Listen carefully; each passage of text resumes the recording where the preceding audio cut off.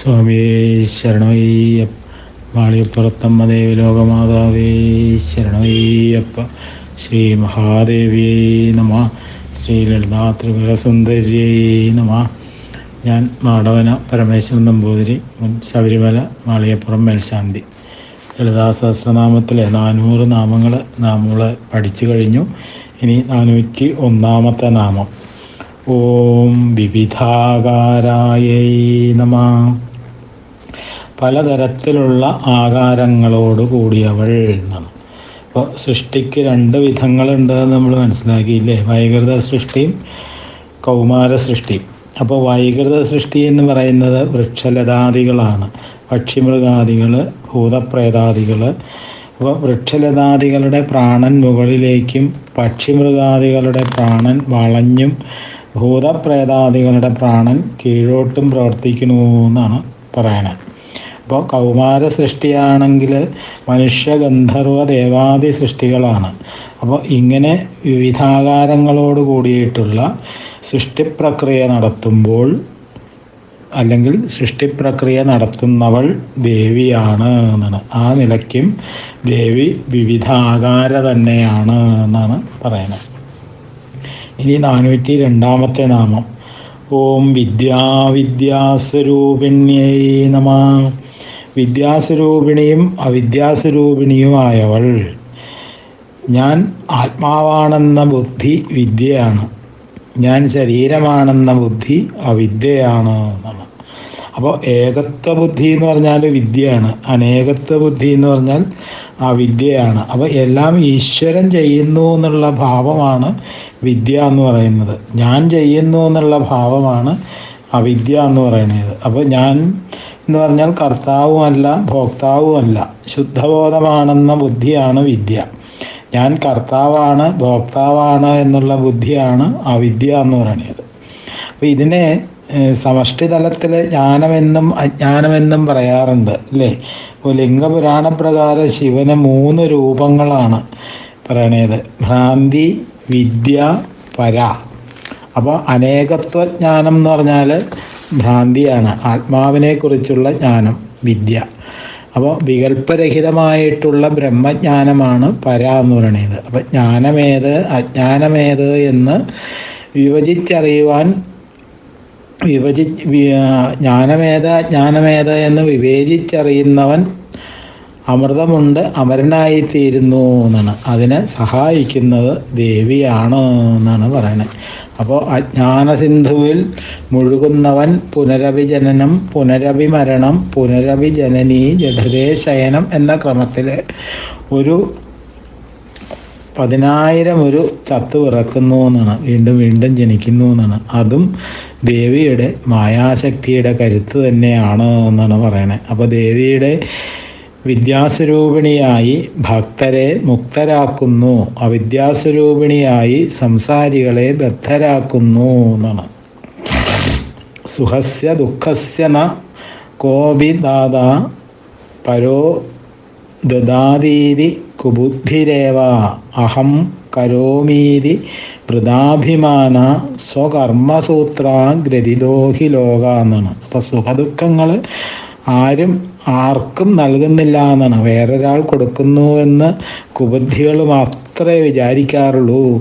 അതുപോലെ തന്നെ ഞാൻ ചെയ്യുന്നു എന്നത് വൃഥാഭിമാനം മാത്രമാണ് എന്നാണ് പറയണത്. അപ്പോൾ സ്വന്തം കർമ്മമാകുന്ന ചരടിൽ ലോകമെല്ലാം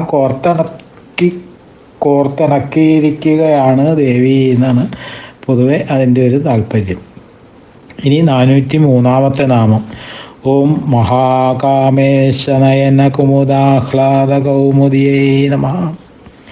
മഹാകാമേശൻ്റെ നയനങ്ങളാകുന്ന കുമുദങ്ങളെ ആഹ്ലാദിപ്പിക്കുന്ന കൗമുദിയായവൾ എന്നാണ് നാമത്തിനർത്ഥം. നയനം എന്ന് പറഞ്ഞാൽ കണ്ണ് എന്നാണ്. കുമുദം എന്ന് പറഞ്ഞാൽ ആമ്പൽപ്പൂവ് എന്നാണ് അർത്ഥം. കൗമുദി എന്ന് പറഞ്ഞാൽ നിലാവ് എന്നാണ് അർത്ഥം. അപ്പോൾ കാർത്തിക മാസത്തിലെ അല്ലെങ്കിൽ തുലാം വെളുത്ത വാവിനുള്ള പേരാണ് ഈ കൗമുദി എന്നുള്ളത്. അപ്പോൾ പൊതുവെ നിലാവിന് കൗമുദി എന്ന് പറയാറുണ്ട്. സൂര്യോദയത്തിൽ താമരയും ചന്ദ്രോദയത്തിൽ ആമ്പലും വിടരുന്നു എന്ന് നമുക്കറിയാം ഇല്ലേ? അതുപോലെ ദേവീ ദർശനം ശിവപരമാത്മാവിൻ്റെ കണ്ണുകളെ ആഹ്ലാദഭരിതരായി വിടർത്തുന്നു എന്നാണ് സാരം. ഇനി കൂ എന്ന് പറഞ്ഞാൽ കുൽസിതം അല്ലെങ്കിൽ നിസാരം. മുദം എന്ന് പറഞ്ഞാൽ സന്തോഷം എന്നാണ്. അപ്പോൾ കുമുദം നിസാരവും കുൽസിതവുമായ പ്രാപഞ്ചിക സുഖങ്ങൾ. നയന എന്ന് പറഞ്ഞാൽ നയിക്കുന്നവൾ എന്നൊരർത്ഥമുണ്ട് ഇല്ലേ? ആഹ്ലാദം എന്ന് പറഞ്ഞാൽ പരമമായിട്ടുള്ള ആനന്ദം അല്ലെങ്കിൽ മോക്ഷം എന്നൊക്കെയാണ്. അപ്പോൾ കൗമുദി എന്ന് പറഞ്ഞാൽ പ്രകാശം എന്നായി അർത്ഥം അവിടെ മാറുകയും ചെയ്യും. അപ്പോൾ മഹാകാമേശനിലേക്ക് നയിക്കുന്ന കുൽസിതമായ ഭൗതിക സുഖഭോഗങ്ങളിൽ നിന്നകറ്റി മോക്ഷരൂപമായിട്ടുള്ള പരമാനന്ദത്തെ പ്രകാശിപ്പിക്കുന്നവളാണ് ദേവി എന്ന് നമുക്കവിടെ അർത്ഥം എടുക്കാം എന്നാണ്. അപ്പോൾ ഇനി 404 നാമം. ഭക്തഹാർദതമോ ഭേദ ഭാനുസന്തത്യൈ നമഃ. ഭക്തന്മാരുടെ ഹാർദമായിട്ടുള്ള തമസിനെ ഭേദിക്കുന്ന ഭാനുവോടുകൂടിയ ഭാനുവിൻ്റെ സന്തതി രൂപത്തോടു കൂടിയവൾ എന്നാണ് നാമത്തിനർത്ഥമായിട്ട് വരുന്നത്. ഹാർദ തമസ് എന്ന് പറഞ്ഞാൽ ഹൃദയാന്ധകാരം എന്നാണ് അർത്ഥം. അപ്പോൾ ദുർവികാരങ്ങളും ദുർവിചാരങ്ങളും അജ്ഞതയും തന്നെയാണ് ഇവിടെ അന്ധകാരം എന്നുള്ള അർത്ഥം പറയുന്നത്. അപ്പോൾ ഭേദിക്കുക എന്ന് പറഞ്ഞാൽ തകർക്കുക എന്നാണ് അല്ലേ? അപ്പോൾ ഭാനുമത് എന്ന് പറഞ്ഞാൽ പ്രഭയോട് കൂടിയത്. ഭാനു എന്ന് പറഞ്ഞാൽ സൂര്യനാണ്. സന്തതി എന്ന് പറഞ്ഞാൽ അലകളാണ്. അപ്പോൾ അല്ലെങ്കിൽ തുടർന്ന് നിൽക്കുന്ന പ്രവാഹം എന്നൊക്കെ ഒരർത്ഥമുണ്ട്. അപ്പോൾ ഭക്തന്മാരുടെ ഹൃദയത്തിൽ ഉണ്ടാകാവുന്ന അജ്ഞാനത്തെയും ദുർവിചാരങ്ങളെയും ദുർവികാരങ്ങളെയും അപ്പോഴപ്പോൾ നശിപ്പിക്കുമാറ് വെളിച്ചമൊഴുക്കുന്ന സൂര്യകോടിപ്രഭയോട് കൂടിയവൾ എന്നാണ് നാമത്തിന് ഇവിടെ പൂർണ്ണമായിട്ടുള്ള അർത്ഥമായിട്ട് വരുന്നത്. ഇനി 405 നാമം. ഓം ശിവദൂത്യൈ നമഃ. ശിവനെ ദൂതനാക്കിയവൾ എന്നാണ്. ശിവൻ്റെ ദൗത്യം വഹിക്കുന്നവൾ എന്നൊരർത്ഥം പറയാം. അപ്പോൾ ദേവീ മഹാത്മ്യത്തിലെ ഒരു കഥയാണ് ഈ നാമത്തിന് ആധാരം എന്ന് പറയണു. ശുംഭനെന്നും നിശുംഭനെന്നും ഭീഷണന്മാരായിട്ടുള്ള 2 അസുരന്മാരുണ്ടായിരുന്നു എന്നുള്ള കഥയൊക്കെ നമുക്കറിയാം അല്ലേ? അവരെ വധിക്കാൻ മുതിരും മുമ്പ് ദേവി ശിവനെ ദൂതനായിട്ട് അവരുടെ അടുക്കലേക്ക് ഇടുന്നു എന്നൊരു കഥയുണ്ട്. അപ്പോൾ അതിൽ ഒന്നുകിൽ അവർ സ്വർഗം ഇന്ദ്രാദികൾക്ക് വിട്ടുകൊടുത്തിട്ട് പാതാളത്തിലേക്ക് പോകണം, അല്ലെങ്കിൽ മരണത്തിന് സന്നദ്ധരായി യുദ്ധത്തിന് വരണം എന്നതായിരുന്നു ആ ദൂതിൻ്റെ ആ സന്ദേശം, ദേവി കൊടുത്തുവിട്ട സന്ദേശം. അങ്ങനെ ശിവനെ ദൂതനാക്കിയവൾ എന്നുള്ള അർത്ഥവും ഈ നാമത്തിന് നമുക്ക് എടുക്കാവുന്നതാണ്. ഇനി 406 നാമം. ഓം ശിവാരാധ്യായൈ നമഃ. ശിവനാൽ ആരാധിക്കപ്പെടുന്നവൾ. ശിവദൂതി എന്ന മന്ത്രോപാസനയോടാണ് ശിവൻ തപസ്സനുഷ്ഠിച്ചത് എന്നാണ് പറയുന്നത്. അപ്പോൾ ബ്രഹ്മാണ്ഡ പുരാണത്തിലാണ് ഇങ്ങനെ ഒരു പരാമർശം കണ്ടിട്ടുള്ളത്. ശിവോ പ്രിയം സമാരാധ്യ ധ്യാനയോഗബലേന ച ഈശ്വര സർവസിദ്ധീനാം അർത്ഥനാരീശ്വരോ ഭവത്. ശിവൻ പോലും ശിവദൂതി മന്ത്രത്തിൻ്റെ ധ്യാനയോഗ ബലം കൊണ്ട് ആരെ ആരാധിച്ചിട്ടാണോ സകല സിദ്ധികൾക്കും അധീശനും അർത്ഥനാരീശ്വരനുമായി ഭവിച്ചത് ആ ദേവിയാണ് ശിവാരാധ്യ എന്നാണ് ഈ ശ്ലോകത്തിൻ്റെ അർത്ഥം. ഇനി 407 നാമം. ഓം ശിവമൂർത്തിയൈ നമഃ. ശിവൻ തന്നെ മൂർത്തിയായവൾ എന്നാണ്. അപ്പോൾ ശിവശക്തി രൂപങ്ങൾ അഭിന്നവും അഭേദ്യവുമാണെന്ന് നമുക്കറിയാം അല്ലേ? ഏകോ രുദ്ര സർവഭൂതേഷു ഗൂഢോ മായാരുദ്ര സകളോ നിഷ്കളശ്ച സയേവ ദേവീന ചതദ്വിഭിന്ന ഹേതത്യജ്ഞാത്വാ ഏവാമൃതത്വം വ്രജന്തീന്ന് ശ്രുതി പ്രമാണത്തിൽ കാണുന്നുണ്ട്. അപ്പോൾ മായാസഹിതനായിട്ടുള്ള രുദ്രൻ സകളനായും നിഷ്കളനായും സർവജീവജാലങ്ങളിലും അഗോചരനായിട്ട് ഭവിക്കുന്നു. അവൻ ദേവിയും ദേവിയിൽ നിന്നും അഭിന്നമാവുന്നു എന്നാണ്. അപ്പോൾ ഇതറിയുന്നവൻ അമൃതത്വത്തെ പ്രാപിക്കുന്നു എന്നാണ്. ശിവം എന്ന് പറഞ്ഞാൽ മോക്ഷം എന്നാണ് അർത്ഥം. അപ്പോൾ ആ നിലയിൽ മോക്ഷസ്വരൂപിണി എന്നുള്ള അർത്ഥവും ഈ നാമത്തിന് നമുക്ക് എടുക്കാം, അല്ലെങ്കിൽ മംഗളസ്വരൂപിണി എന്നും അർത്ഥം എടുക്കാം എന്നാണ്. ഇനി 408 നാമം. ഓം ശിവങ്കരിയേ നമ. ശിവത്തെ ചെയ്യുന്നവൾ എന്നാണ്. ശിവം എന്ന് പറഞ്ഞാൽ സുഖം, മംഗളം, ശുഭം. അപ്പോൾ ഭക്തനെ ശിവനാക്കി തീർക്കുന്നവൾ എന്നൊരർത്ഥം നമുക്ക് എടുക്കാം. അപ്പോൾ എത്ര മഹാപുരുഷന്മാർ, വ്യാസൻ, ജപാലി, അതേപോലെ ശബരി, കനകദാസൻ, കണ്ണപ്പൻ തുടങ്ങിയിട്ടുള്ള എത്ര മഹാത്മാക്കൾ കർമ്മം കൊണ്ടും ഭക്തി കൊണ്ടും ജ്ഞാനം കൊണ്ടും ബ്രാഹ്മണ ആരാധ്യരായി തീർന്നു എന്നുള്ള കഥയൊക്കെ നമുക്കറിയാം അല്ലേ. ജന്മനാ ജായതേ ശൂദ്ര കർമ്മണാ ജായതേ ദ്വിജ. ദേവീകടാക്ഷം കൊണ്ട് എത്ര തുച്ഛ ജീവിതങ്ങളാണ് ശിവമയമായി ശാശ്വതീകരിക്കപ്പെട്ടിരിക്കുന്നത് എന്നൊക്കെയുള്ള കഥകൾ പുരാണത്തിൽ ധാരാളം നമുക്ക് കാണാനായിട്ട് സാധിക്കും. അങ്ങനെയും ദേവി ശിവങ്കരി തന്നെയാണ് എന്ന് വരണം. 409 നാമമാണ്. ഓം ശിവപ്രിയായേ നമ. ശിവന് പ്രിയപ്പെട്ടവൾ എന്ന പോലെ തന്നെ ശിവൻ പ്രിയപ്പെട്ടവനായത് ആർക്കാണോ അവൾ എന്നും, അങ്ങനെ 2 രീതിയിലും ഇതിനെ വ്യാഖ്യാനിക്കാവുന്നതാണ്. അപ്പോൾ ശിവങ്ങളെ എന്ന് പറഞ്ഞാൽ നന്മകളെ പ്രിയമാക്കിയവൾ. അപ്പോൾ നല്ലതേതും ദേവിക്ക് പ്രിയങ്കര ആണെന്ന നിലയിലും ദേവി ശിവപ്രിയയാണ് എന്ന് പറയണം. ഇനി 410 നാമം. ഓം ശിവപരായേ നമ. ശിവനിൽ മാത്രം തൽപരയായവൾ എന്നാണ്. അപ്പോൾ ശിവനെ പോലും കവിഞ്ഞു നിൽക്കുന്നവൾ എന്നുള്ളൊരർത്ഥവും നമുക്ക് എടുക്കാം. ശിവനേക്കാൾ പരയായവൾ ശിവപര എന്നുള്ള അർത്ഥം എടുക്കാം. അപ്പോൾ ശിവൻ ശക്തിക്ക് വിധേയനാണ് എന്ന് നേരത്തെ നമ്മൾ സൂചിപ്പിച്ചു അല്ലേ.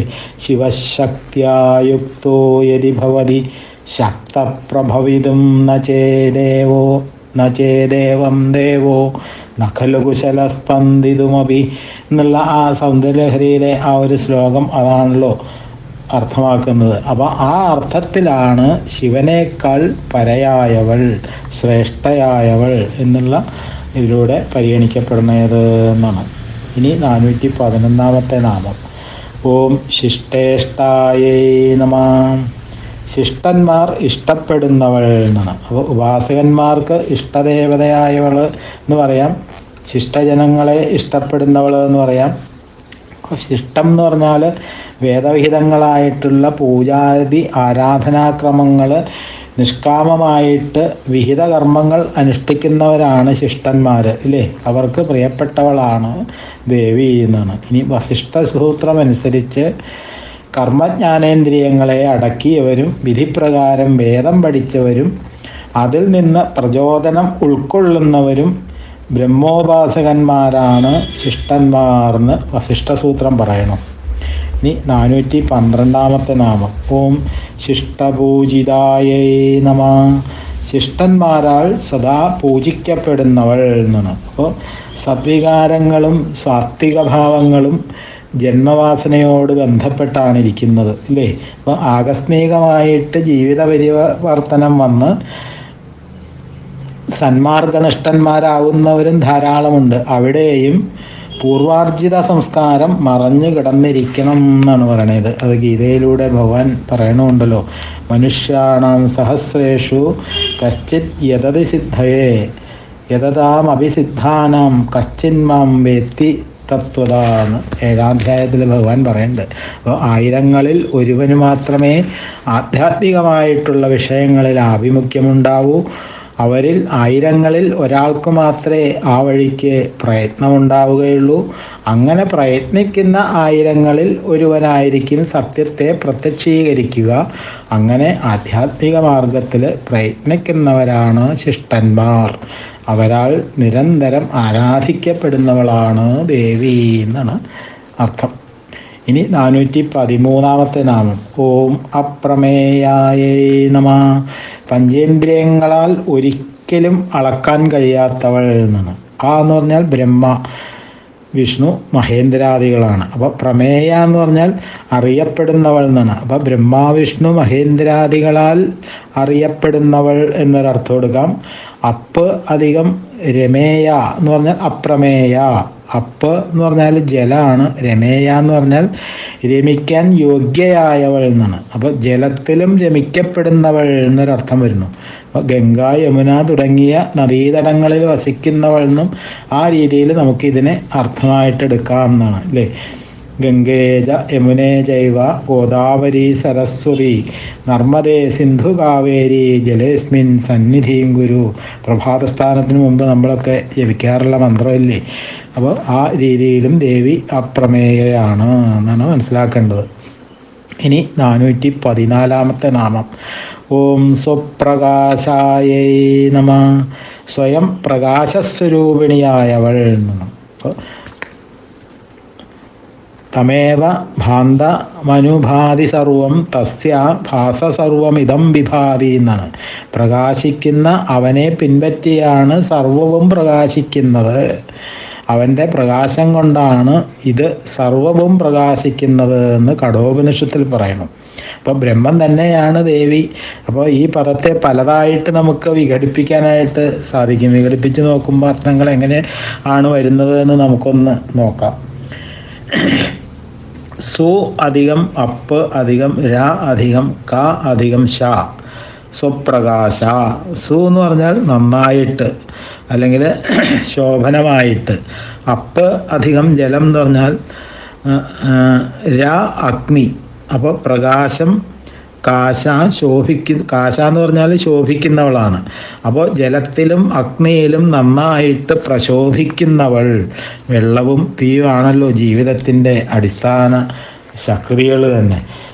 ആ അർത്ഥത്തിലും ദേവി സ്വപ്രകാശയാണ് എന്നാണ്. ഇനി 415 നാമം. ഓം മനോവാചാമഗോചരായൈ നമ.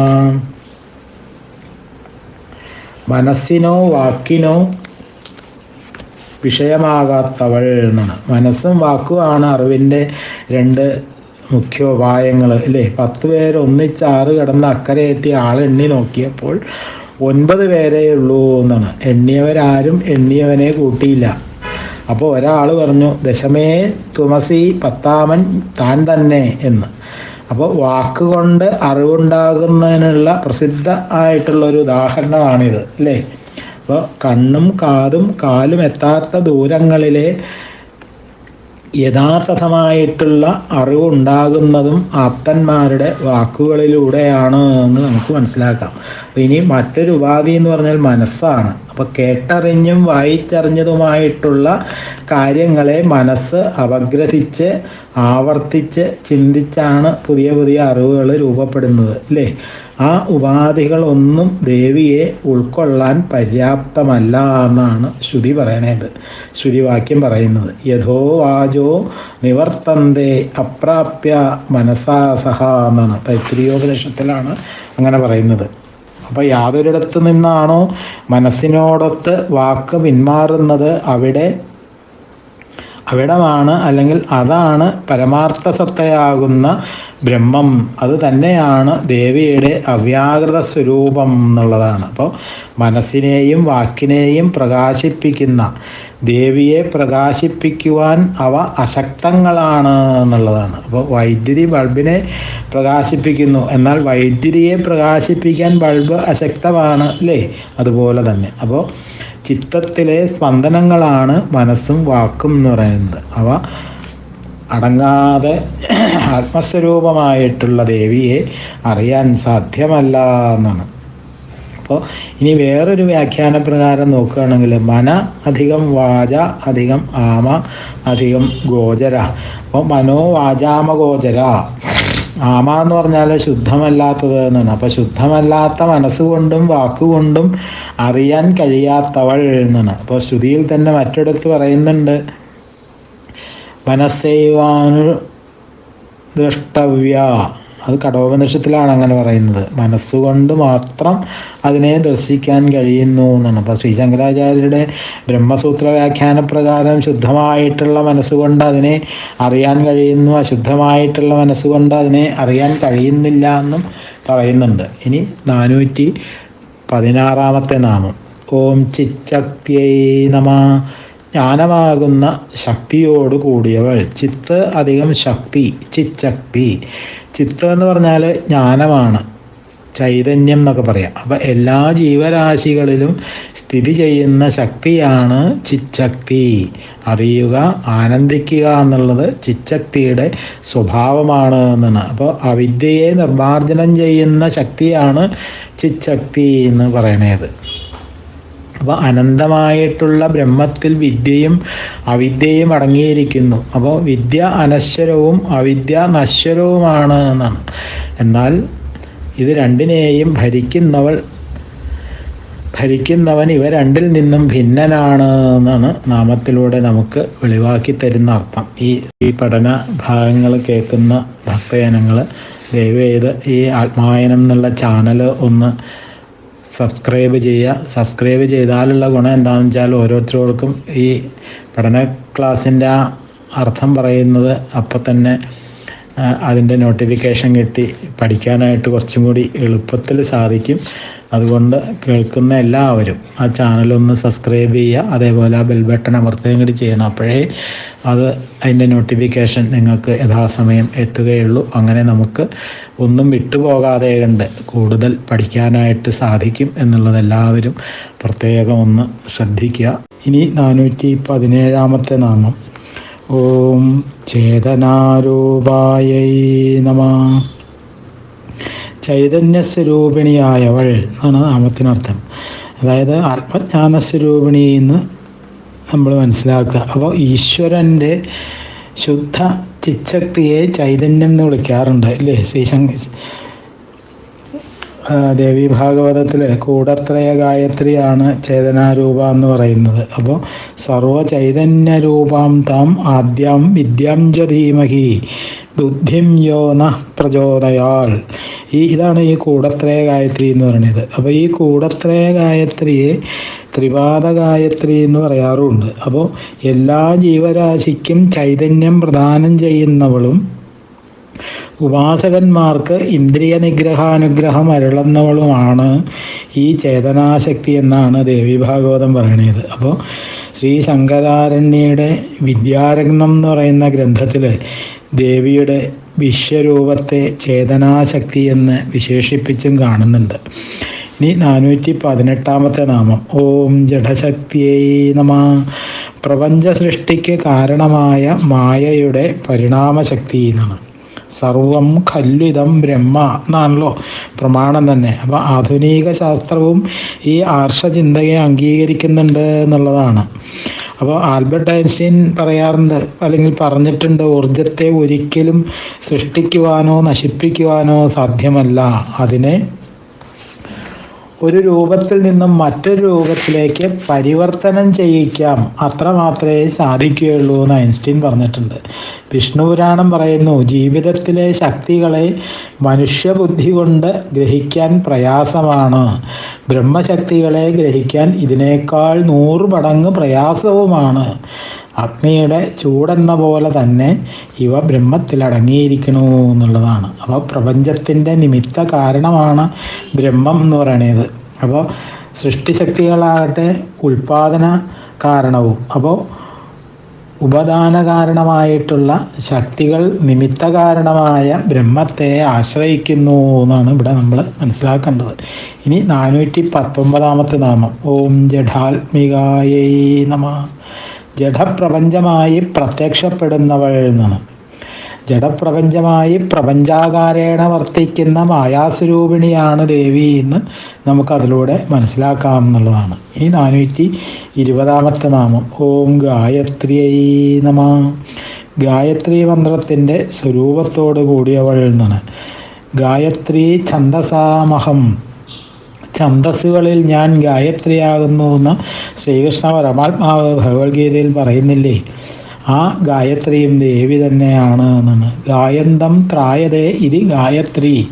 ഗാനം ചെയ്യുന്നവരെ രക്ഷിക്കുന്നതാണ് ഗായത്രി. അപ്പോൾ ദേവിയുടെ തിരുനാമങ്ങൾ ഗായത്രി സമാനങ്ങൾ തന്നെയാണ് എന്നാണ് അതിൽ നിന്ന് അർത്ഥമായിട്ട് പറഞ്ഞത്. ഇനി പ്രഭാത സ്നാന ശേഷം വേദമാതാവായ എൻ്റെ നാമം ജപിക്കണം.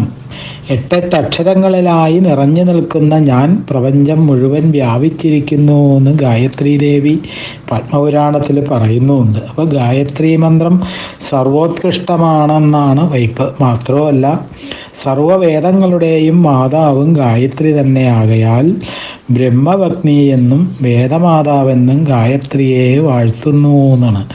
ഓം ഭൂർഭുവസ്വ തത് സവിതുർവരേണ്യം ഭർഗോ ദേവസ്യ ധീമഹി ധിയോ യോ നഃ പ്രചോദയാൽ എന്നാണ്.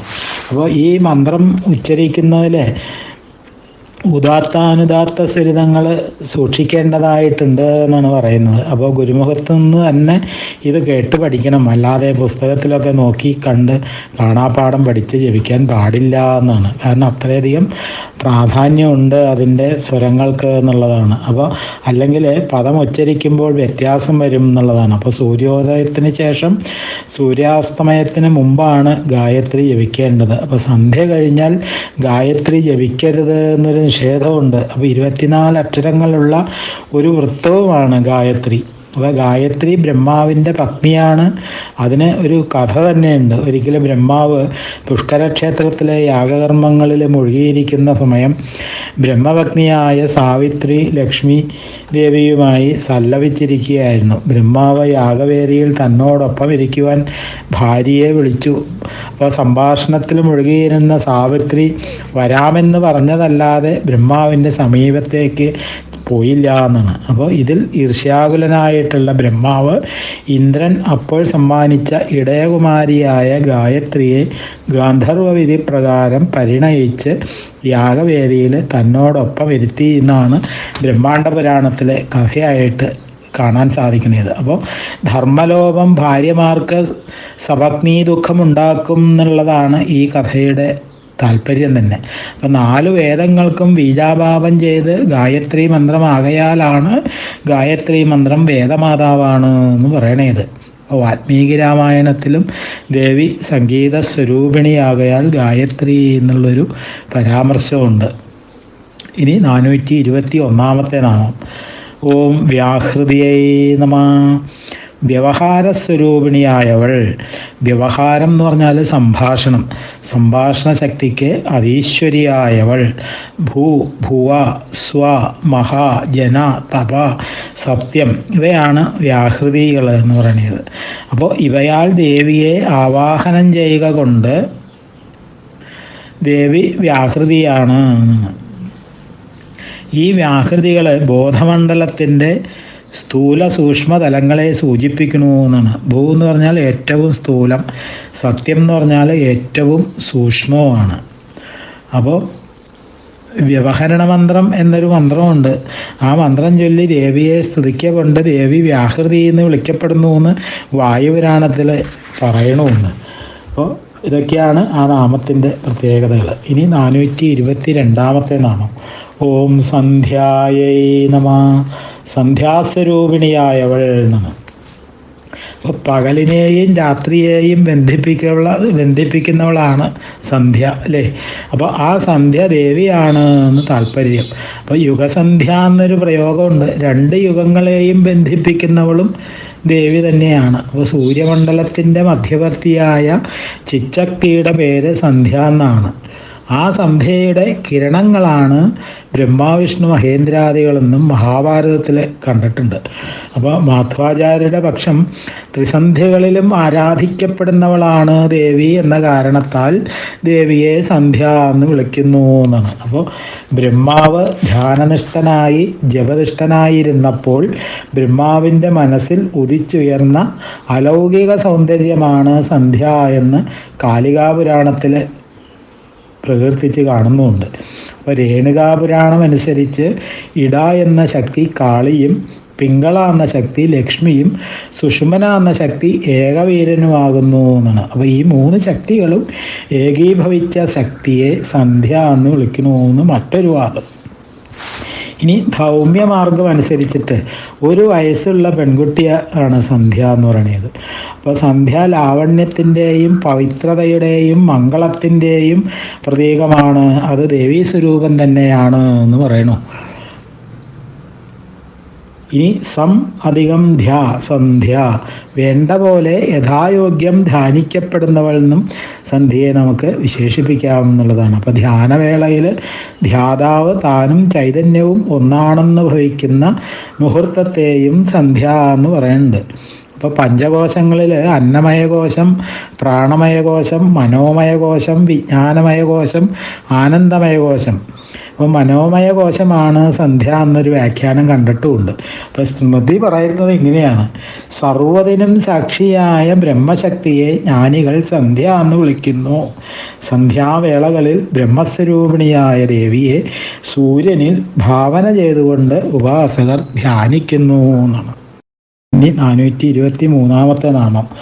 ഓം ദ്വിജവൃന്ദ നിഷേവിതായേ നമഃ. ദ്വിജവൃന്ദങ്ങളാൽ പരിസേവിക്കപ്പെടുന്നവൾ എന്നാണ്. ദ്വിജൻ എന്ന് പറഞ്ഞാൽ 2 ജന്മമുള്ളവൻ എന്നാണ് അല്ലേ. അപ്പോൾ ജന്മം കൊണ്ട് സകല മനുഷ്യരും ശൂദ്രന്മാരാണ് എന്നാണ് പറയണേ.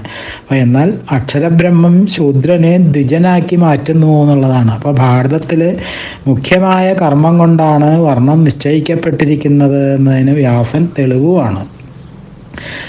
എന്നാൽ കാലാന്തരത്തിൽ കുലം വർണ്ണത്തിന് ആധാരമായി ഭവിച്ചു എന്നുള്ളതാണ്. അതോടെ ഭാരതീയ സംസ്കൃതിയുടെ മഹത്വത്തിനും മങ്ങലേറ്റു എന്ന് പറയാതെ വയ്യ. ഇരുട്ട് മാറ്റുകയും ചെയ്തു.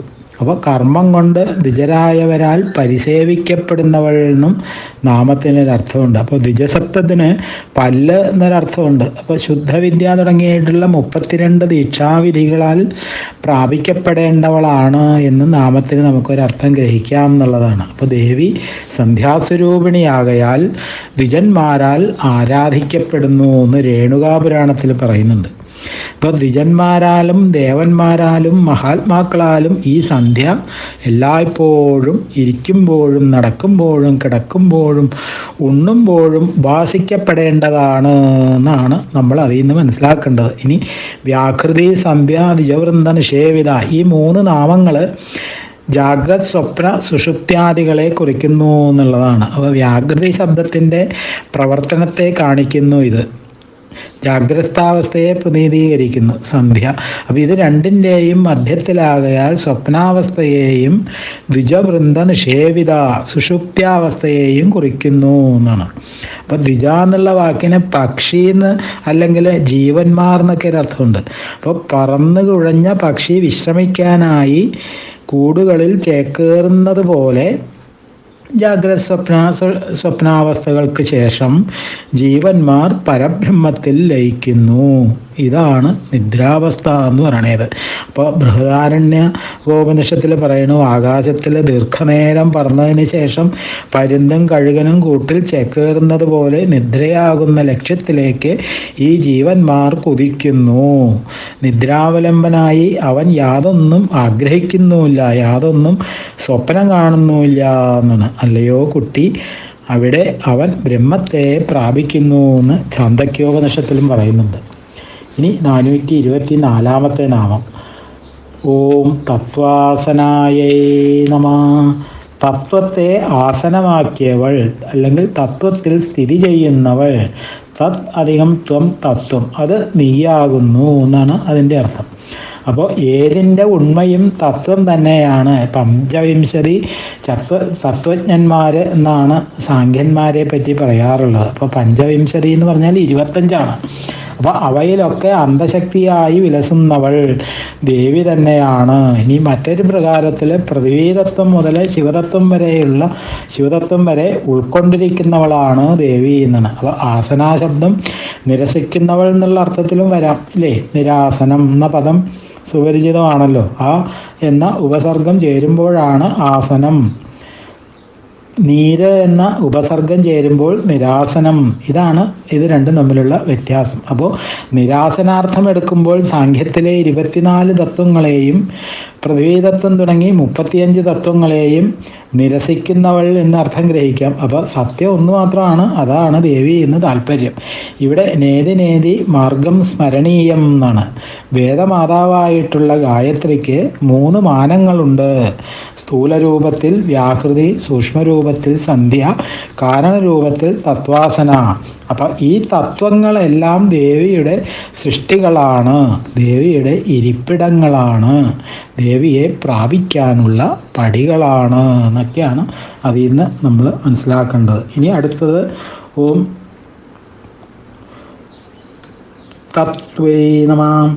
തത്പദത്തിന് ലക്ഷ്യമായിരിക്കുന്നവൾ എന്നാണ്. അപ്പോൾ തത് എന്ന് പറഞ്ഞാൽ പരമ്പൊരുൾ എന്നാണ്, പരമാത്മസ്വരൂപം എന്നാണ്. അപ്പോൾ ബുദ്ധിയിൽ ബ്രഹ്മജ്ഞാന വിഷയമായിട്ടുള്ള അറിവുണ്ടായ ശേഷം ആ ബ്രഹ്മത്തെ സൂചിപ്പിച്ച് പ്രയോഗിക്കുന്ന പദമാണ് തത് എന്നുള്ളത്, അല്ലേ? അപ്പോൾ തത് എന്ന പദം ഒരു സർവനാമമാണ് എന്നാണ്. പരാമർശിക്കപ്പെട്ട ഒരു വസ്തുവിനെ ചൂണ്ടിപ്പറയുന്ന പദമാണ് തത് എന്നുള്ളത്. അപ്പോൾ അറിയപ്പെടുന്ന സർവ വസ്തുക്കളും തത്പദത്തിൽ ഉൾപ്പെടുന്നു എന്നുള്ളതാണ്. എന്തെന്നാൽ എല്ലാ അറിവിൻ്റെയും പിന്നിൽ ബോധസ്വരൂപിണിയായ ദേവിയാണുള്ളത് എന്നുള്ളതാണ് അതിൽ നിന്ന് നമ്മൾ മനസ്സിലാക്കേണ്ടത്. ഇനി ഓം ത്വം, നീ അല്ലെങ്കിൽ അങ്ങ്, താങ്കൾ, ത്വയ്യൈ നമഃ എന്നാണ് നാമം പറയുമ്പോൾ. ഒന്നിൽ നിന്നും മറ്റൊരു ജീവാത്മാവിനെ വ്യവഹാരത്തിലൂടെ അറിയുന്നത് ഉപാധിഭേദം വെച്ചുകൊണ്ടാണ്, ഇല്ലേ? ഇപ്പോൾ ഉടുമ്പിൻ്റെ ഉടലും ഭിന്ന ഭിന്നം ആണ്. അപ്പോൾ ജീവനാകട്ടെ ഒന്നേ ഒന്നാണ്. അപ്പോൾ ഉപാധിയാണ് ഇവിടെ ഉടലായിട്ട് പറയുന്നത്. അപ്പോൾ നിരുപാധികനായ ജീവനെയാണ് ഇവിടെ നീ എന്ന് പറയുന്നത്. ആ ജീവൻ ദേവി തന്നെയാണ് എന്നാണ്. അപ്പോൾ തത്വമസി എന്ന മഹാവാക്യത്തിൽ കാണുന്ന ജീവാത്മ പരമാത്മ ബന്ധത്തെയാണ് മുൻ നാമത്തിലും ഈ നാമത്തിലുമായിട്ട് ഇവിടെ വെളിവാക്കുന്നത് എന്നുള്ളതാണ്. ഇനി വേദാന്തത്തിലെ മഹാവാക്യങ്ങൾ 4 എന്ന് പറയുന്നു. തത്വമസി, അയമാത്മാ ബ്രഹ്മ, പ്രജ്ഞാനം ബ്രഹ്മ, അഹം ബ്രഹ്മാസ്മി. ഈ ഓരോ വാക്യവും ഓരോ ഉപനിഷത്തിൽ നിന്നുമാണ് എന്നുള്ളതാണ്. ഓരോ ഉപനിഷത്തും ഓരോ വേദത്തോട് ബന്ധപ്പെട്ടു ഇരിക്കുന്നു. അപ്പോൾ ഈ 4 മഹാവാക്യങ്ങൾ 4 വേദത്തോടും ബന്ധപ്പെട്ട് നിൽക്കുന്നു എന്നുള്ളതാണ്. സാമവേദത്തിൻ്റെ ശാഖയായിട്ടുള്ള ഛാന്ദോക്യോപനിഷത്തിൽ പെടുന്നതാണ് തത്വമസി എന്നുള്ളത്. അപ്പോൾ അഥർവവേദത്തിൻ്റെ ശാഖയായിട്ടുള്ള മാണ്ഡുക്യോപനിഷത്തിലാണ് അയമാത്മാ ബ്രഹ്മ. ഋഗ്വേദത്തിലെ ഐതരേയോപനിഷത്തിൽ അന്തർഭവിച്ചിട്ടുള്ള മഹാവാക്യമാണ് പ്രജ്ഞാനം ബ്രഹ്മ. യജുർവേദത്തിൻ്റെ ശാഖയിൽപ്പെട്ടിട്ടുള്ള ബൃഹദാരണ്യകോപനിഷത്തിൽ അഹം ബ്രഹ്മാസ്മി എന്ന് പറയുന്നു. അപ്പോൾ ഈ 4 മഹാവാക്യങ്ങളിൽ പ്രജ്ഞാനം ബ്രഹ്മ നിർവചനവാക്യമെന്നും തത്വമസി ഉപദേശവാക്യമെന്നും അയമാത്മാ ബ്രഹ്മ മനനവാക്യമെന്നും അഹം ബ്രഹ്മാസ്മി എന്നുള്ളത് അനുഭവവാക്യമെന്നും പറയുന്നു എന്നുള്ളതാണ് നമ്മൾ മനസ്സിലാക്കേണ്ടതായിട്ടുള്ളത്. അപ്പോൾ കേൾക്കുക, ചിന്തിക്കുക, അനുഭവതലത്തിൽ ബോധ്യപ്പെടുക, അവിടെയാണ് തത്വചിന്തയുടെ മഹത്വം എന്ന് പറയുന്നത്. അപ്പോൾ ഇനം തിരിക്കുന്നത് ഉടലാണെന്ന് നമ്മൾ നേരത്തെ സൂചിപ്പിച്ചു, അല്ലേ? അപ്പോൾ ജീവൻ പരമാർത്ഥത്തിൽ ഏകമായ ബ്രഹ്മം തന്നെയാണ്. ഒരിക്കലും ഒരു ഭക്തൻ ഒരു പണ്ഡിതനോട് ചോദിച്ചു എന്നാണ്, അല്ലയോ ഗുരുനാഥ, എല്ലാവരിലും ഉൾക്കൊണ്ടിരിക്കുന്ന ആത്മാവ് ഒന്നാണെങ്കിൽ ഒരാൾക്ക് സത്യസാക്ഷാത്കാരം കിട്ടുമ്പോൾ എല്ലാവർക്കും ആ സത്യസാക്ഷാത്കാരം ലഭിക്കേണ്ടതല്ലേ? ന്യായമായിട്ടുള്ള ചോദ്യമാണ്, അല്ലേ? അപ്പോൾ ഗുരുനാഥൻ പറഞ്ഞു, മകനെ, ഈ ഒരു മെയിൻ സ്വിച്ച് ഓൺ ചെയ്താൽ എല്ലാ മുറികളിലും കറണ്ട് എത്തും, ഇല്ലേ? അപ്പോൾ അടുക്കളയിലും ഭൂമുഖത്തും കിടക്കറയിലും ഒക്കെ കറണ്ട് എത്തും. എന്നാൽ മോൻ്റെ മുറിയിൽ വെളിച്ചം വേണമെന്നുണ്ടെങ്കിൽ ആ മുറിയിൽ സ്വിച്ച് ഓൺ ചെയ്യുക തന്നെ വേണം. അപ്പോൾ മനസ്സാണ് സ്വിച്ച്. അപ്പോൾ ഓരോ വ്യക്തിയും അവനവൻ്റെ മനസ്സാകുന്ന സ്വിച്ച് ഓൺ ചെയ്താലേ അവനവനിലെ വെളിച്ചം വെളിപ്പെട്ട് കിട്ടൂ എന്നാണ്. അപ്പോൾ ആ ഗുരുനാഥൻ്റെ ആ ഒരു ഉപദേശം നമ്മളെല്ലാവരും പാഠമാക്കേണ്ടതാണ് എന്നുള്ളതാണ്. അപ്പോൾ ഈ വെളിച്ചത്തെയാണ് തത് എന്ന നാമവും ത്വം എന്ന നാമവും ലക്ഷ്യമാക്കുന്നത് എന്നുള്ളതാണ്. ആ വെളിച്ചമാണ് ദേവി എന്നാണ്. ഇനി മറ്റൊരു പ്രകാരത്തിൽ തത്പദത്തെ നിർഗുണം ബ്രഹ്മമായും ത്വത്പദത്തെ സഗുണം ബ്രഹ്മമായിട്ടും പറയാം എന്നുള്ളതാണ്. ഇനി 427 നാമം ഓം ഐ നമഃ. അല്ലയോ അമ്മേ എന്നാണ് അർത്ഥം. ഐ എന്ന് പറഞ്ഞാൽ സംബോധനയാണ്. ഇത് ഉപാസകന് ഉപാസിയായ ദേവിയോടുള്ള ഹൃദയ ഐക്യം വ്യക്തമാക്കുന്നതിനുള്ള ഒരു സംബോധനയാണ്. അപ്പോൾ ആദരവുമാണ്, അത്യന്തം പ്രേമഭാവവും നിറഞ്ഞതാണ് ഈ സംബോധന എന്ന് പറയുന്നത്. അപ്പോൾ തത് പ്ലസ് ത്വം പ്ലസ് ഐ എന്നീ പദങ്ങൾ തത്വമസി എന്നുള്ള മഹാവാക്യം തന്നെയാണെന്ന് തത്വനാരായണീയത്തിൽ വ്യക്തമാക്കിയിട്ടുമുണ്ട്. അപ്പോൾ ശാസ്ത്ര പാണ്ഡിത്യം കൊണ്ട് ഈ അർത്ഥബോധം ഒന്നും നമുക്ക് ലഭിക്കാനിടയില്ല എന്നുള്ളതാണ്. ഉപാസനാജന്യമായിട്ടുള്ള അനുഭൂതി മണ്ഡലത്തിൽ തെളിയുന്നതാണ് ഈ അർത്ഥകൽപ്പനകൾ. അതുകൊണ്ടാണ് മന്ത്രാക്ഷരങ്ങളും മന്ത്രസങ്കേതങ്ങളും ഗുരുമുഖത്ത് നിന്ന് തന്നെ അഭ്യസിക്കണമെന്ന് ആവർത്തിച്ച് ആചാര്യന്മാർ നിഷ്കർഷിക്കുന്നതിൻ്റെ കാരണവും അത് തന്നെയാണ് എന്നുള്ളതാണ്. ഇതോടുകൂടി ഈ നാമത്തോടുകൂടി ഇന്നത്തെ സർഗ്ഗം നമുക്കിവിടെ പൂർത്തിയാക്കാം. എല്ലാവരും ഇത് ഒരു പ്രാവശ്യമൊന്നും കേട്ട് കഴിഞ്ഞാൽ ചിലപ്പോൾ ഒരുപക്ഷെ ഒന്നും മനസ്സിലായി എന്ന് വരില്ല. പല പ്രാവശ്യം കേട്ട് മനനം ചെയ്ത് മനസ്സിരുത്തി പഠിച്ചെങ്കിൽ മാത്രമേ നമുക്ക് ചെവിയിലൂടെ കേട്ട് അത് ഹൃദയത്തിലേക്ക് എത്തിക്കാനായിട്ട് സാധിക്കുകയുള്ളൂ എന്നുള്ളത് എല്ലാവരും പ്രത്യേകം മനസ്സിലാക്കുക. അതുകൊണ്ട് വളരെ ഭക്തി ശ്രദ്ധാ പുരസ്സരം തന്നെ അത് പഠിക്കാനായിട്ട് ശ്രമിക്കുകയും വേണം. സ്വാമിയേ ശരണമയ്യപ്പ. മാളിയപ്പുറത്തമ്മ ദേവി ലോകമാതാവേ ശരണമയ്യപ്പ. ശ്രീ മഹാദേവ്യൈ നമ. ശ്രീ ലളിതാ ത്രിപുരസുന്ദര്യൈ നമ. ഓം